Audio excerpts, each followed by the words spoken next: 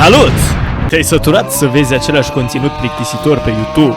Nu-ți face griji, Ray Georgie aici. O să încerc din răsputeri să fac un conținut de calitate original și diversificat pe YouTube, la categoria de gaming și posibil și altele. Problema este că un conținut bun trebuie întreținut, așa că am activat funcția de membri, unde chiar tu poți ajuta printr-un abonament lunar. Pentru 15 lei poți ajunge un vigilent care luptă împotriva cringe-ului pe YouTube și mă ajută în a ține departe foamea. Vei avea acces la toate vodurile de pe canal, pentru a-mi vedea trecutul sumbru, dar și pentru a vedea oricând un live pierdut.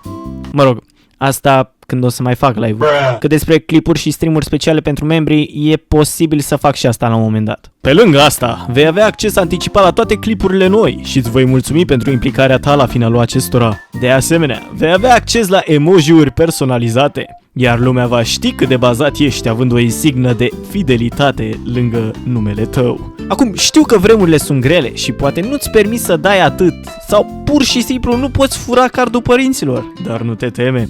Am creat nivelul de novice special pentru tine la doar 5 lei și 99 de bani. Sunt aceleași beneficii, mai puțin accesul la voduri și alte clipuri speciale. Totuși, dacă ai bani de nu știi ce să faci cu ei, am creat încă 2 niveluri.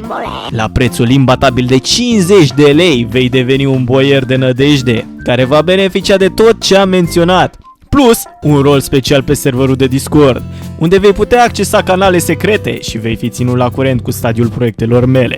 Asta nu e tot. Dacă vrei ca următorul clip să fie despre un anumit joc sau un subiect relevant care poate fi explicat cu orele, pentru 250 de lei vei ajunge în rangurile mari de supereroi. Am ales tinerii titani turbați pentru că am poza de la server cu turnul titanilor și pentru că trebuie să fii turbat ca să dai atâta pe lună.